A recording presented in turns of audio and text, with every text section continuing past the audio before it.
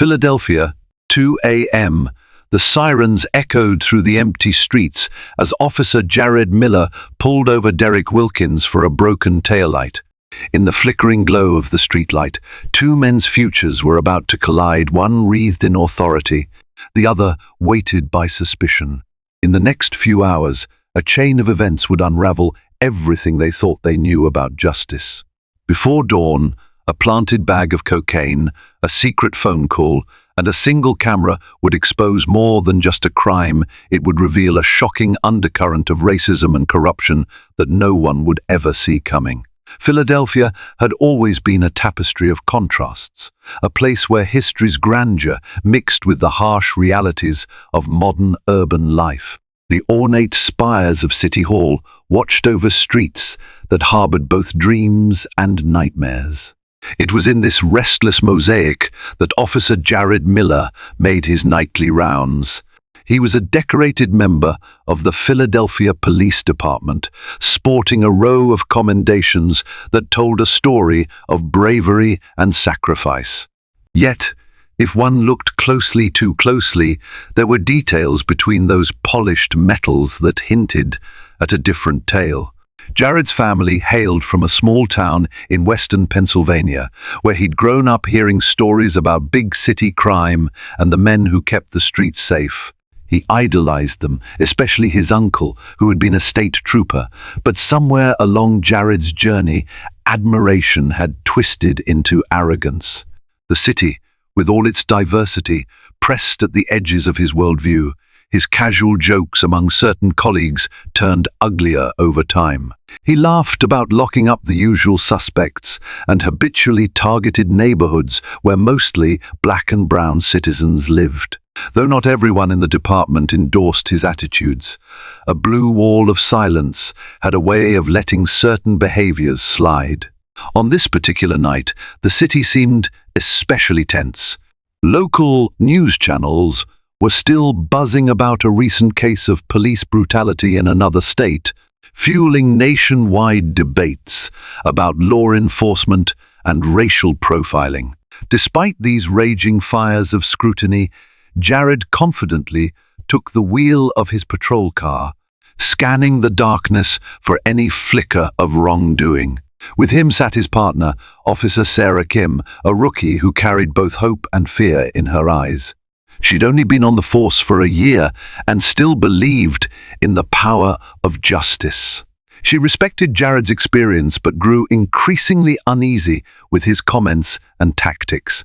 The car's radio crackled with routine dispatches, domestic disputes, possible break-ins, traffic stops. Nothing out of the ordinary for a city of Philadelphia's size. The swirling red and blue lights reflected off the windows of silent row homes. With each turn, Jared clutched the steering wheel a little tighter, scanning for the slightest sign that someone might be up to no good. Then it happened. A flicker of a broken taillight on a midnight blue sedan turning onto Broad Street. Jared immediately pressed on the gas. Sarah raised an eyebrow. It was a minor infraction, something that typically warranted just a quick mention to get it fixed. But Jared's eyes glinted with excitement. "Let's see what we've got here," he muttered, flipping on the siren. Sarah swallowed a lump in her throat. They pulled the car to the side, lights illuminating the quiet stretch of asphalt. Derek Wilkins had worked a late shift at a nearby restaurant. He was returning home to his wife, Natalia, and their 2-year-old son, Isaiah. The child's asthma had flared up recently, adding a layer of stress to Derek's already demanding life.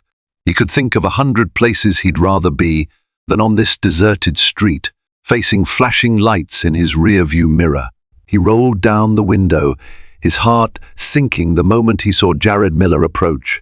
Wilkins had encountered cops before, some professional, some less so, but the look in Jared's eyes felt particularly unsettling. There was a coldness, a calculation that made the hair on Derek's arms stand on end. License and registration.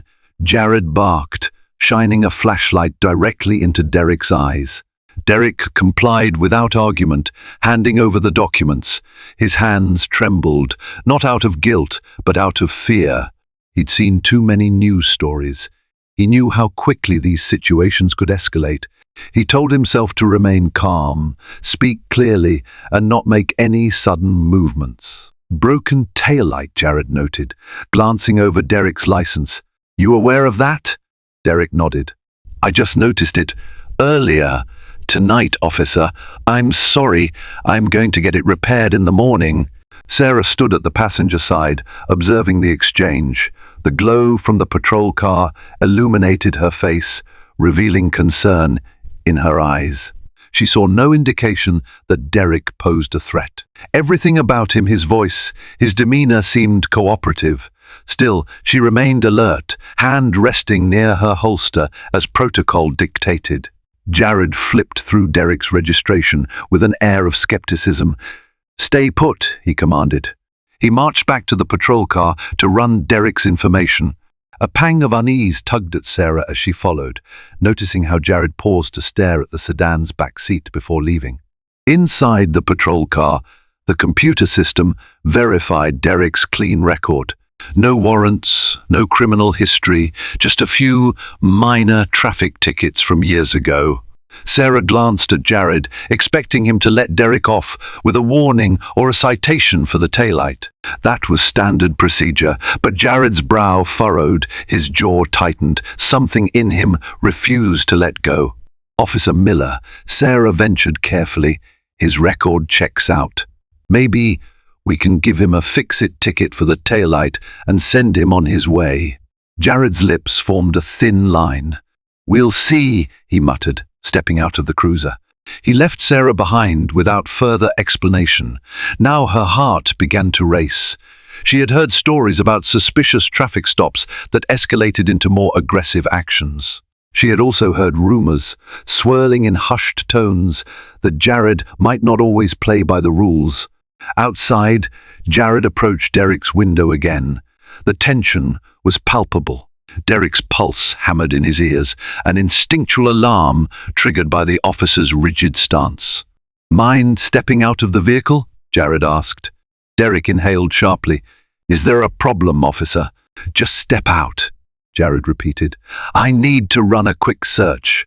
Derek swallowed his confusion. A search for what? Jared's glare intensified. Step out, sir, or you'll be under arrest. Sarah, now standing near the trunk, caught Derek's eye. She offered a faint, reassuring nod, trying to convey that if he complied, things would be easier. Reluctantly, Derek opened the door, raising his hands slightly to show he posed no threat. With Derek out of the car, Jared ordered him to stand to the side. Then Jared began to rummage through the sedan. The trunk, the back seat, the glove compartment, nothing was spared from inspection. Sarah hovered uncertainly, feeling her stomach twist in knots. They had no probable cause for this kind of search, not from a simple broken taillight. A sense of creeping dread overtook Derek. He knew he had nothing illegal in his car, but he also knew how quickly a narrative could change. He prayed this would end without incident, yet his instincts told him otherwise. The minutes dragged as Jared rummaged through the sedan. Derek watched in mounting panic. The officer's movements were methodical, purposeful, like he was looking for something specific. Sarah's eyes darted between Jared and Derek. The small voice inside her head screamed that they should stop, that they lacked any justification for this intrusive search. Then, in the dim glow of the streetlights, Jared held something aloft, a small plastic bag filled with a white, powdery substance, cocaine. At least, that's what it appeared to be. Derek's mouth went dry, his legs felt weak. He knew that bag wasn't his, but there it was, brandished like a guilty verdict. Jared's face flickered with triumph. Well, well, well, he said, loud enough for Sarah and Derek to hear. What do we have here? Sarah's eyes widened. She had never seen that bag before, and the way Jared revealed it made her stomach churn. Something about this entire scenario felt wrong. She almost spoke up about the lack of probable cause, about the abruptness of this discovery. But fear clamped her throat shut. Jared was her senior, respected in the department. She was a rookie. She found herself paralyzed between loyalty to the badge and her moral compass. Meanwhile, Derek felt the weight of the moment crash down on him. His mind whirled. He didn't use drugs, much less carry them around. Was this some horrifying mistake, or was he being set up? The latter made his knees buckle. The air felt thick with injustice, and a cold sweat broke out across his brow. "Officer, that's not mine," Derek managed, voice trembling with a mix of fear and fury. "I swear." "Quiet," Jared snapped, turning to Sarah. "We found a bag of cocaine in plain sight." Sarah's heart pounded. She hesitated, her eyes darting between the item in Jared's hand and Derek's panicked face. Derek looked genuinely shocked, pleading, confused. She had interviewed real drug offenders before this didn't match up, but she also didn't want to undermine her partner in the field. The tension in the air was stifling. Sarah cleared her throat. We should follow procedure," she said, her voice shaky. "Read him his rights." Derek, trying to maintain composure, breathed deeply. His whole life could derail in a matter of seconds. He had to fight back, to speak the truth, but as he opened his mouth to protest further, Jared stepped forward, cuffed him roughly, and began reciting his Miranda rights. The clink of metal around his wrists felt like a sentence to a nightmare he couldn't escape. "I'm innocent," Derek said again, more forcefully this time, turning his gaze to Sarah. "That's not mine. You have to believe me." Sarah pressed her lips together. She wanted to say something, anything but fear rooted her to the spot. Jared gave her a sharp glare that practically telegraphed a warning. "Don't you dare cross me." The city lights flickered in the background as they prepared to transport Derek to the station.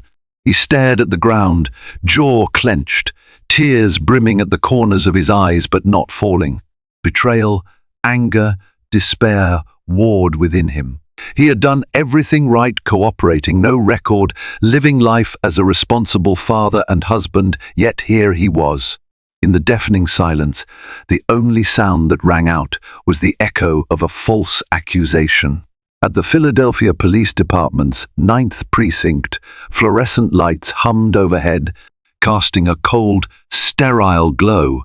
Derek was led inside, his wrists still cuffed, passing desks where officers typed reports and phones rang intermittently. Sarah trailed behind, her stomach in knots. She could sense the eyes of other officers on them. Some wore neutral expressions, others had a flicker of surprise or curiosity. Derek looked every inch the part of a terrified suspect. Jared marched Derek to the processing room, where he was searched again. The bag of cocaine was catalogued as evidence. While Sarah quietly handled the paperwork, her mind churned with conflict. She saw the corners of Jared's mouth twitch up in a subtle, self-satisfied grin. It was a grin that almost whispered, "Everything is going according to plan." As soon as they finished booking Derek, Jared pulled Sarah aside. "Rookie, you good?" he asked, arching an eyebrow. "You looked a little spooked out there." Sarah struggled to keep her voice steady. I didn't see him do anything suspicious," she said, choosing her words carefully. It all happened so fast. Jared let out a huff of air that might have been a chuckle. "Druggies don't always flaunt their stash," he sneered. "He just got sloppy. It's an open and shut case." He walked off, leaving Sarah alone with her tormenting doubts.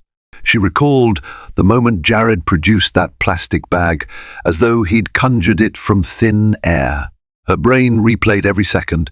The trunk was empty, and then Jared's hand was suddenly holding the bag. She reminded herself that a seasoned officer like Jared could have simply been faster at spotting hidden contraband. But something about the sequence of events tugged at her gut, screaming that it wasn't right.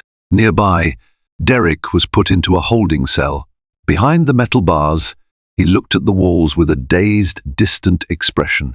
He had the bearing of someone who was trying to comprehend how his life had taken such a drastic turn in a single night. Sarah could see the raw fear in his eyes, the kind of fear that threatened to break a man's spirit. In that moment, she felt an overwhelming urge to set things right. She approached the cell, though she knew it was frowned upon to interact too much with suspects. Still, she couldn't help it. Derek was sobbing quietly, his forehead pressed against the bars. "You don't have to believe me," he rasped, "but I didn't do this.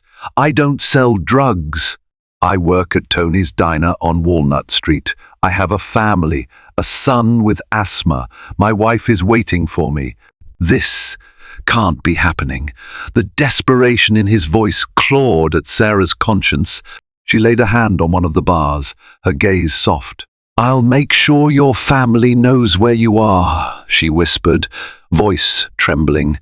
It was the least she could do, and maybe, just maybe, she could do more. Before she could say anything else, an older officer passed by and shot her a warning look. Reluctantly, Sarah stepped away.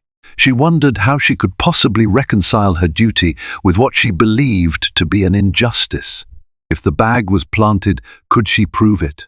Could she risk her career, maybe even her own safety, to do the right thing? Morning dawned grey and cold, filtering through the high windows of the precinct. Jared was in the lounge, sipping coffee with an air of satisfaction. Other officers occasionally stopped by, slapping him on the back with comments like "nice bust last night." Miller. He basked in it. In the corners of the room, though, a few suspicious glances darted his way. Jared either didn't notice or chose not to acknowledge them. Sarah arrived, dark circles under her eyes betraying that she'd hardly slept. She approached her desk and began reviewing the case file. The official narrative read as follows: Officer Miller pulled over suspect Derek Wilkins for a broken taillight, observed suspicious behavior, conducted a lawful search, and discovered narcotics. No mention of probable cause beyond suspected suspicious movements. No mention of Sarah's perspective. She felt her hands tremble as she filed the report. She thought about speaking to her supervisor, but she knew how the chain of command worked. Jared had years of experience and commendations. She was a rookie with less than a year in uniform. Who would they believe? Across the station, Sarah spotted Captain Terry Caldwell, a stoic man with 30 years on the force. He prided himself on fairness and had little tolerance for misconduct. Approaching him was a gamble, but it might be her best shot at seeking advice without risking direct confrontation with Jared. She waited until the captain was alone in his office, reviewing paperwork. She knocked on the door, and he beckoned her inside, looking up over the rim of his reading glasses. "Officer Kim," he greeted. "Something on your mind?" Sarah swallowed, stepping forward. She noticed the small nameplate on Caldwell's desk, chipped at the edges but polished. It read, "Captain Terry Caldwell, Philadelphia Police Department." She took a deep breath. "It's about last night's arrest," she began, voice quavering slightly. "The Wilkins case. Something felt off. The suspect claims the drugs aren't his, and I didn't see him do anything suspicious before the search." Caldwell studied her face, frowning. "You know we have protocols for these procedures. If Officer Miller found probable cause..." "Sir," Sarah interjected softly, forcing her eyes to meet his, "I'm not convinced we had probable cause. I didn't see anything, and the way the evidence was found seemed abrupt. I'm worried it might have been planted." She braced herself for dismissal, or worse, a reprimand. But Caldwell leaned back in his chair, tapping a pen against his desk. He looked troubled. "That's a serious accusation, Officer Kim," he said. "Planting evidence is career-ending and illegal. Are you certain you want to take this path?" Sarah thought of Derek's haunted eyes, the terror etched on his face. "I'm not certain of anything," she admitted. "I just can't shake the feeling that something's wrong here." Caldwell remained silent for a moment, weighing her words. Then he nodded slowly. "I'll look into it," he said, voice low. "But be cautious, Kim. Accusations like this can stir a lot of trouble." Relief washed over Sarah. At least she wasn't dismissed outright. She left Caldwell's office with the faintest spark of hope. Yet behind her relief, a cold realization lingered. If she was right, if Jared had indeed planted the drugs, exposing him could unleash a storm that might destroy more than one career. Derek sat in a cramped holding cell at the county jail, overshadowed by the grim uncertainty of his future. His arraignment was scheduled for the following day, and he had a court-appointed lawyer named Margaret Farwell, a sharp and outspoken public defender who had spent years fighting for the wrongfully accused. Margaret arrived, her briefcase full of files, notebooks, and a determination that radiated from her every step. She took one look at Derek's exhausted eyes and listened carefully as he recounted the events of the night. "You're telling me Officer Miller pulled out the drugs and claimed they were yours?" she asked, voice tinged with anger. "He said they were in plain sight?" Derek nodded, swallowing back the frustration in his throat. "I've never touched cocaine in my life. I have no reason to. I don't have a record. I work hard, 2 jobs, sometimes just to provide for my family." Margaret had heard many stories of police misconduct, but rarely one that sounded so blatantly contrived. Still, she knew convincing a judge or jury would be an uphill battle. "We need hard evidence," she sighed. "Miller's word will carry weight in court, especially with his service record. Is there anyone who can testify on your behalf?" Derek's face fell. "I was alone," he said quietly. "All I have is my word." The corners of Margaret's mouth tightened. She reassured him that they would fight, but the uphill climb was clear. Derek clung to her words, hoping that the truth would somehow emerge. Meanwhile, back at the precinct, Sarah's concern deepened. She had begun looking through the department's database, scanning any previous complaints or reports tied to Jared. While official complaints were minimal thanks to an internal culture that often discouraged them, she found a few vague citations involving excessive force. Nothing conclusive, but enough to raise her eyebrows. As evening approached, Sarah decided to recheck the body camera footage from the night of Derek's arrest. By regulation, every officer is equipped with a body cam that must be activated during civilian interactions. Jared had insisted his was malfunctioning that night. Yet the system logs showed a different story. His camera had been switched on at the start of the shift. Her heart began to race. Could the footage still exist somewhere on the department's servers? Sarah navigated the system, finding the timestamp for the traffic stop. Indeed, the logs indicated the camera had started recording. Suddenly, her computer displayed an error message, "File not accessible. Contact administrator." She tried again. Same result. This was more than a technical glitch. Something or someone had restricted access to that file.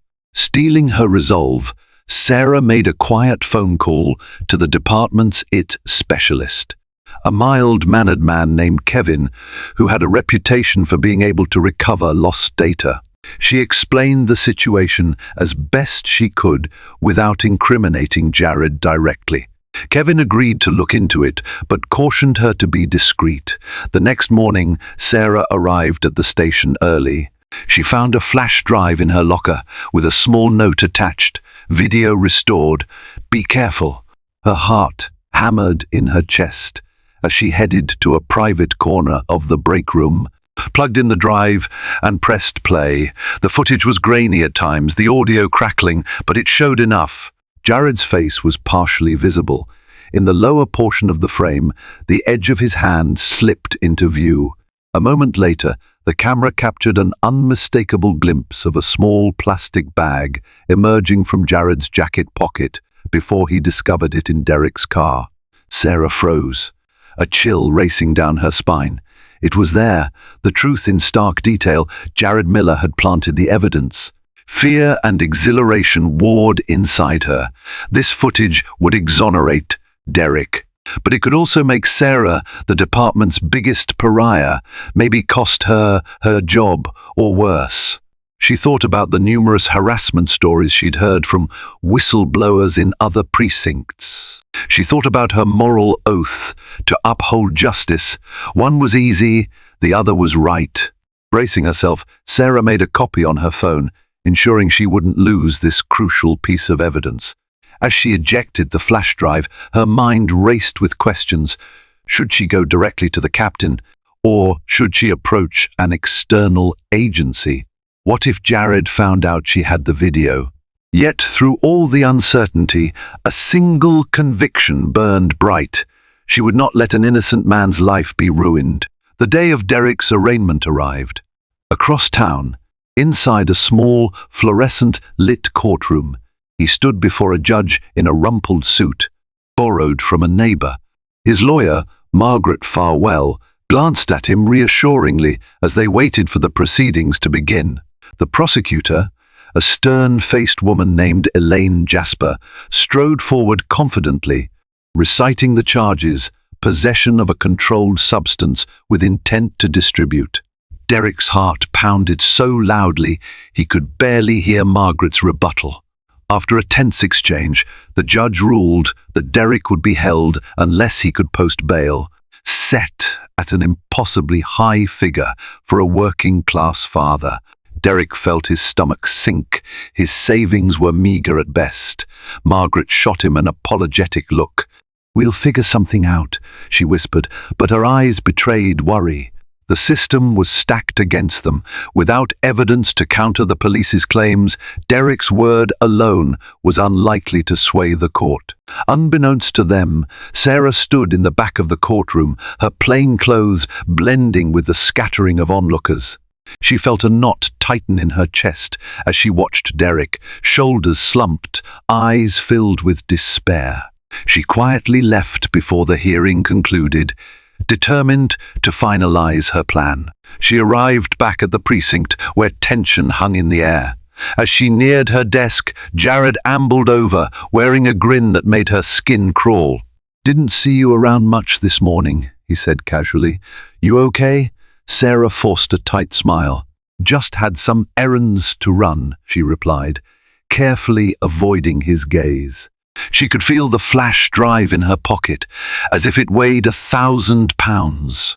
Jared nodded and took a swig of coffee. "We did a good job last night, you know, getting scum off the streets." Sarah felt a surge of anger. "He's not scum," she said softly, almost under her breath. Jared cocked his head. "What?" She hesitated. "I mean, yeah," she scrambled. "If he had drugs, he's dangerous." Jared studied her face for a second, then let out a small laugh. "You're a good cop, Sarah. Don't get too sentimental. People like that will manipulate you every chance they get." He walked off, leaving Sarah with her heart pounding in her ears. She realized the precariousness of her situation.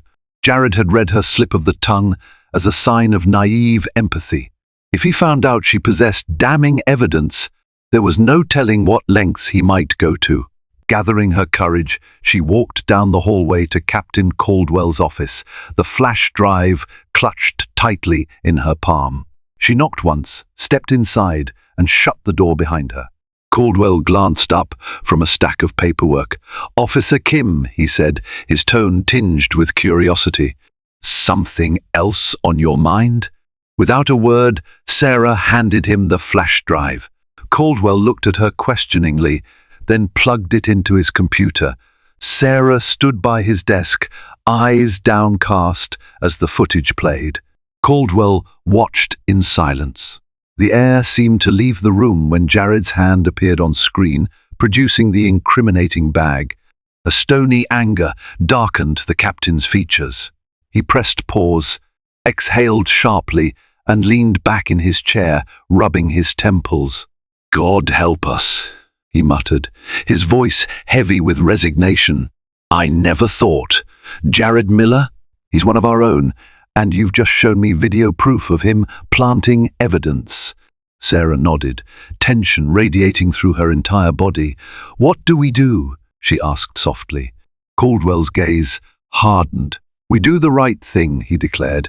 "We take this to internal affairs. This can't be swept under the rug." "It won't be." Sarah's eyes brimmed with gratitude. Yet, in the same breath, a tremor of fear coursed through her. Bringing this forward meant painting a target on her back and Caldwell's. But she also knew it could save Derek's life. The captain ejected the flash drive and locked it in his desk drawer for safekeeping. "You did the right thing by coming to me, Kim. Now, trust me to handle it." Before she could respond, Caldwell rose from his chair. "Let's head over to IA," he said. "The sooner we act, the safer everyone will be." A swelling relief mingled with anxiety in Sarah's chest.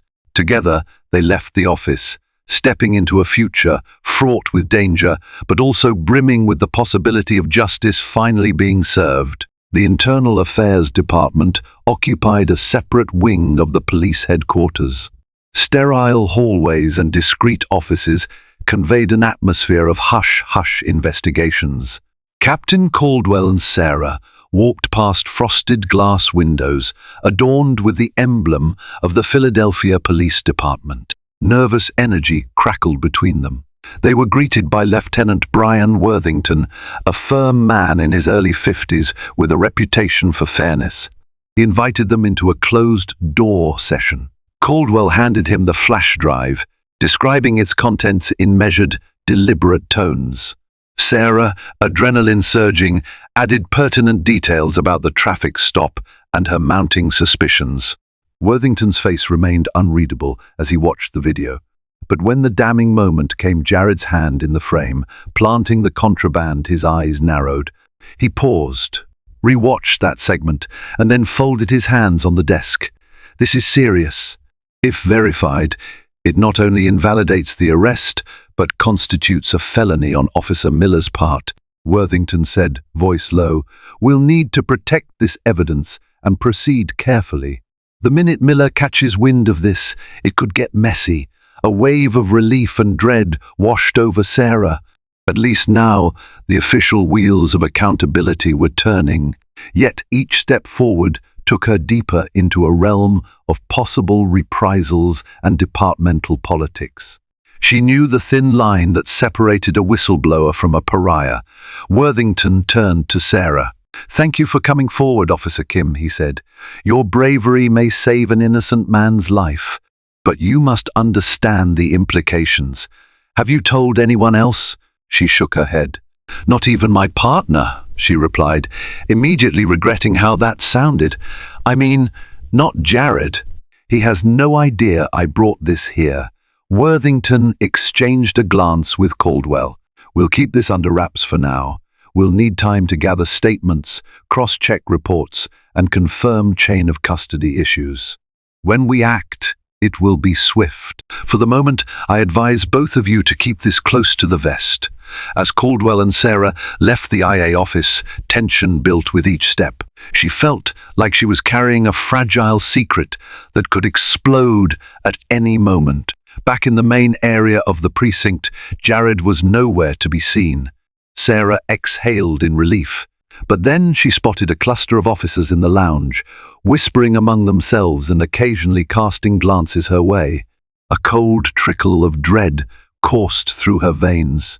"Does someone suspect something already?" Caldwell placed a reassuring hand on her shoulder. "Go get some rest," he said gently. "You've done enough for one day. Let IA do their job." She nodded, heading to her car. The sun had set, and night clung to the city streets once again. Sarah's thoughts whirled as she drove home, the seat belt tight across her chest. She pictured Derek in a jail cell, awaiting a fate he didn't deserve.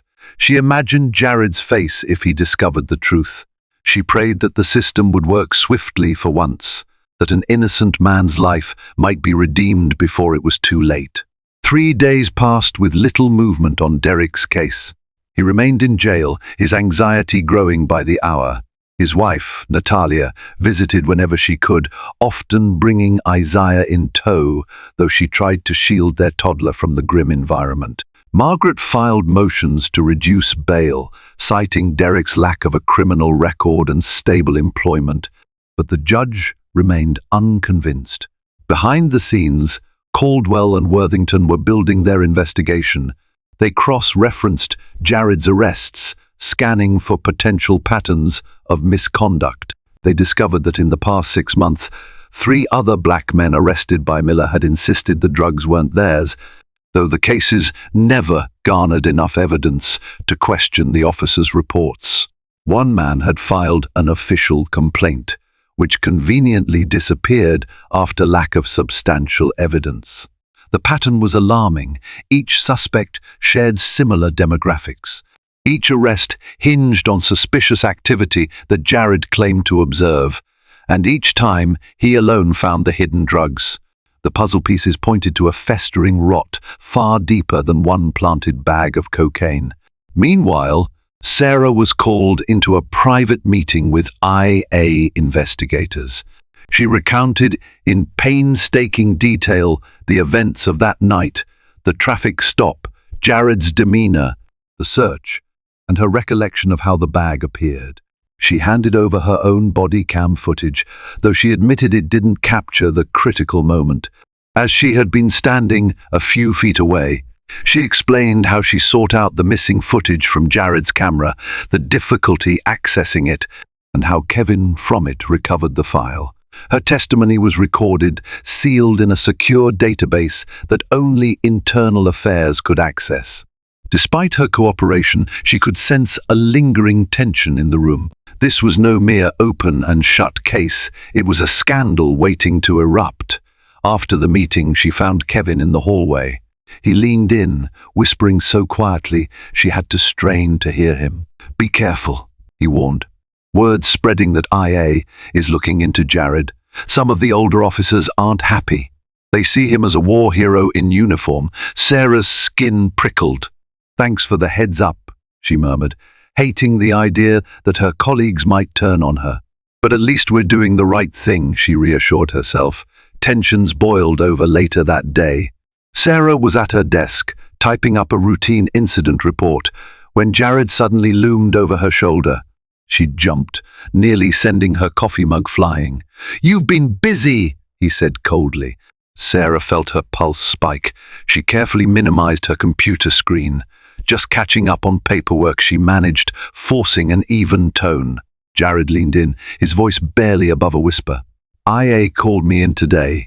Seems someone's accusing me of misconduct, planting evidence." A knot formed in Sarah's stomach. She did her best to keep her expression neutral. "I heard something about an investigation," she lied, trying to buy time. Jared snorted. "Cut the crap. I'm not stupid. I know you've been sniffing around. Who do you think you are, anyway? You think you're some moral crusader?" Sarah's throat tightened. She searched for a response that wouldn't escalate the situation. "Jared, He slammed his hand on the desk, making her flinch. Several officers glanced over, but none intervened. "Do you have any idea what you've done?" he hissed. "You think the rest of us won't stand by one of our own?" She fought back tears of anger and fear. "I'm just following the truth," she said quietly. His nostrils flared. "Keep your head down, rookie," he growled. "You don't want to make enemies in this place." He straightened up, sending one last glare her way before stalking off. The tension in the precinct was palpable. A few officers looked at Sarah with pity. Others quickly turned their heads, avoiding eye contact. The blue wall had cracks, but it still stood tall enough to isolate her. Swallowing hard, Sarah gathered her things. She needed to get away, to think. She left the station, stepping into a cold drizzle that mirrored her spiraling emotions. Her phone buzzed a text from Captain Caldwell. "IA is making a move soon. Hang in there." Relief and dread warred in her heart. She feared that soon might not be soon enough for Derek, or for her own well-being. Finally, the tide began to turn. Internal Affairs, armed with the body cam footage and a growing file of suspicious patterns, moved to suspend Jared Miller pending a formal investigation. The news sent shockwaves through the precinct. Some officers were aghast. Others muttered that Jared's luck had finally run out. A small but vocal minority cast icy looks at Sarah, quietly blaming her for betraying the force. But the suspension alone wasn't enough. Derek was still in jail. Margaret Farwell, after learning that an IA investigation was underway, demanded an emergency hearing to re-examine the evidence against her client. The request was granted. The hearing was set for the next morning. In a cramped conference room at the courthouse, the stage was set for Derek's possible exoneration. The judge, a meticulous woman named Patricia Holloway, presided with a stern but fair demeanor. Margaret presented her arguments, citing newly discovered evidence that questioned the credibility of Officer Miller.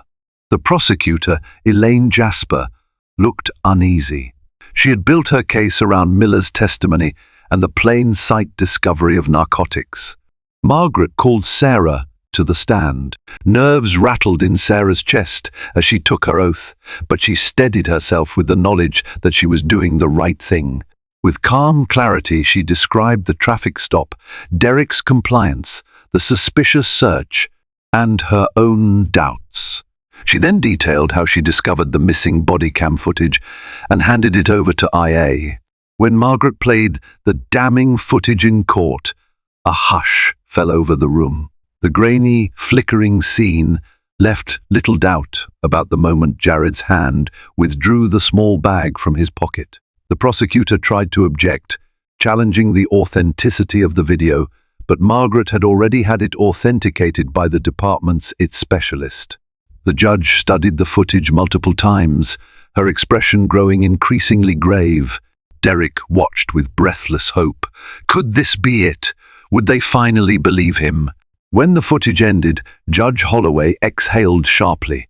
She turned to the prosecutor with a piercing gaze. "Miss Jasper," she said evenly, "in light of this new evidence, do you still wish to pursue charges against Mr. Wilkins?" Elaine Jasper glanced down, a flush creeping across her cheeks. "No, Your Honor," she said, voice taut. "The state moves to dismiss all charges against the defendant."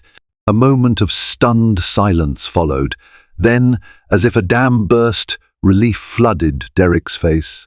Tears welled in his eyes as he clasped his hands together, disbelief and joy mingling. Judge Holloway turned to him, her tone softened. "Mr. Wilkins, you are free to go. I deeply regret the ordeal you've endured." Derek stood, legs trembling, and embraced Margaret. He wanted to shout, to weep, to call Natalia and Isaiah immediately. But all he could do was stammer, "Thank you, thank you." Sarah, stepping off the stand, fought back tears of her own. She felt a profound sense of relief and a tremor of anticipation. The story was far from over. Jared Miller might face charges, and the blowback within the precinct could be immense. Yet, for that moment, seeing an innocent man walk free validated the agony of her choice. Outside the courthouse, a small crowd had gathered, activists, reporters, curious onlookers. Word had spread that a policeman was caught planting evidence on a black man. Cameras flashed as Margaret and Derek emerged, the latter blinking in the sunlight as a free man once more. Sarah lingered behind, watching from a distance. She felt no desire to step into the spotlight. Yet, a local reporter spotted her and dashed over, microphone in hand. "Officer Kim, could you comment on the investigation and the role your body cam footage played?" Sarah hesitated, glancing over her shoulder at the line of police cars. She remembered Kevin's warning, Jared's threat, the uncertain future that lay before her. With a measured breath, she simply said, "I did what I believed was right." Those words might have sounded cliché, but to Sarah they encapsulated her struggle. She slipped away, letting Derek and Margaret take the media's attention. The flurry of cameras receded into the background as she made her way back to her own car, heart hammering with adrenaline and relief. "I did what I believed was right," she repeated to herself. And in that moment, she knew she'd do it all again, no matter the cost. The fallout began almost immediately. Jared Miller was arrested and charged with fabricating evidence, obstruction of justice, and official misconduct. A thorough review of his past cases led to the reopening of several convictions, each potentially tainted by his involvement. The media latched onto the story, plastering Jared's face on headlines, "Philadelphia officer charged in racist frame-up scandal." For Derek, freedom came with a heavy emotional toll. Weeks of incarceration, the shame of a public arrest, and anxiety about the future had left their marks. He found that returning to normal life was harder than expected. The diner where he worked had given his shifts away to someone else, leaving him momentarily unemployed. He had to rebuild his finances, which had been bled dry by legal fees. His wife Natalia tried to comfort him, but the emotional scars ran deep. He hugged Isaiah every night, vowing never to let anything tear them apart again. Legal experts predicted a harsh sentence for Jared Miller, especially in the current climate of heightened scrutiny toward police misconduct. Community leaders and activists rallied, demanding broader reforms. Some in the police department fumed privately, blaming Sarah for turning on her own.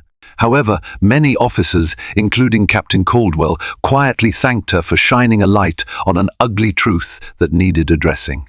Jared, meanwhile, languished in a holding cell, awaiting his arraignment. Stripped of his badge and uniform, he looked like any other defendant. Gone was the bravado that once colored his interactions. News leaked that he was placed in protective custody due to threats from inmates who claimed he had framed them. Hard karma was closing in, forcing Jared to confront the reality he had once forced on others. In a twist of irony, the footage from his own body camera, designed to protect both officers and citizens, became the very instrument of his downfall. The same technology that had exonerated Derek now sealed Jared's fate. And as the weeks rolled on, national media outlets picked up the story, using Jared Miller as a cautionary tale of police abuse, systemic racism, and the responsibility of good officers to blow the whistle. One afternoon, Derek received an unexpected invitation. Margaret informed him that the district attorney's office wanted a private meeting. Derek's stomach churned at the thought. The last time he'd been in a room with people from the DA's office, they'd been building a case against him. Now they were reaching out for something else. He arrived at the grand old building that housed the DA's headquarters. Inside, he was guided to a conference room where a tall, imposing woman stood waiting. She extended a hand. "Mr. Wilkins, I'm Carmen Reyes, Chief Deputy District Attorney," she said. Her tone was cordial, albeit formal. "Thank you for coming." Derek nodded, unsure of what to say. Margaret was with him, her presence giving him some confidence. Reyes got straight to the point. "I'd like to offer a formal apology on behalf of this office for the injustice you suffered. Officer Miller's actions," she paused, searching for the right words, "betrayed his duty and damaged your life." Derek blinked, absorbing the surreal moment. He never imagined a DA would apologize to him, especially not in person. Reyes continued, "Beyond the apology, we want to ensure you know we're also reviewing past cases handled by Officer Miller. We intend to vacate any conviction found to be based on false evidence. Justice must be served." Margaret folded her arms. "What about Derek's personal losses? His job? The emotional distress? You can't just say sorry and call it a day." Reyes inclined her head. "Agreed. We're also looking into potential civil remedies. The city has a compensation process for victims of official misconduct. Our office can provide guidance." Emotions churned in Derek's chest. He thought about his lost wages, the hours spent in a cell, the humiliation, the nightmares. No amount of money could fully erase that trauma, but maybe it could help him rebuild. "Thank you," he finally said, voice tight with gratitude and lingering pain. "I appreciate this." Reyes nodded, passing over some documents. "Please review these with your counsel. We want to expedite matters so you can move forward. If there's anything else we can do, public statement, official letter, you only need to ask." Derek stared at the documents, feeling a bittersweet swirl. An official apology, possible compensation, these were steps toward healing, but a part of him would always wonder why the system allowed this to happen in the first place. He stood, shook Rhea's hand, and left with Margaret, a new chapter slowly unfolding before him. Derek returned home that evening with a cautious sense of hope. Natalia embraced him, tears glimmering in her eyes. Little Isaiah toddled over, wrapping pudgy arms around his father's leg. Derek hoisted his son into his arms, pressing a soft kiss to his forehead. "We're going to be okay," he thought, "one day at a time." Meanwhile, Sarah was navigating her own challenges. She faced glares from some fellow officers who scorned her actions, yet she also received quiet pats on the back from others who admired her courage. Captain Caldwell supported her openly, ensuring she wasn't ostracized. He promised to expedite any departmental process required to keep her safe and employed. Internal Affairs eventually completed its investigation. Their report not only recommended that Jared face criminal charges, but also insisted on a systematic review of training and supervision practices within the Philadelphia Police Department. This recommended overhaul ignited debates at City Hall and prompted calls for reform. The media circus gradually subsided, but the ripples of the scandal continued. Citizens demanded transparency, officers grew wary of stepping out of line, and body camera policies became more strictly enforced. In an unlikely twist, the technology that once felt invasive to many officers now became a protective shield for everyone. Derek found a new job thanks to the support of community members who rallied around him. Outraged by his ordeal, he began speaking at local events, sharing his story in the hope of preventing similar miscarriages of justice. Though the memory of being handcuffed and locked up would always haunt him, he channeled his pain into advocacy for police reform. Sarah, too, found herself invited to panel discussions and interviews. Most of the time, she politely declined, still uneasy in the spotlight. But whenever she did speak, she emphasized the importance of moral courage and the duty of officers to serve the public, not their own biases.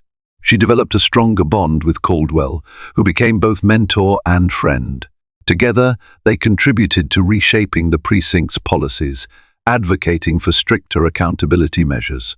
In the end, justice prevailed, but not without exposing deep wounds in a system meant to protect the people it served.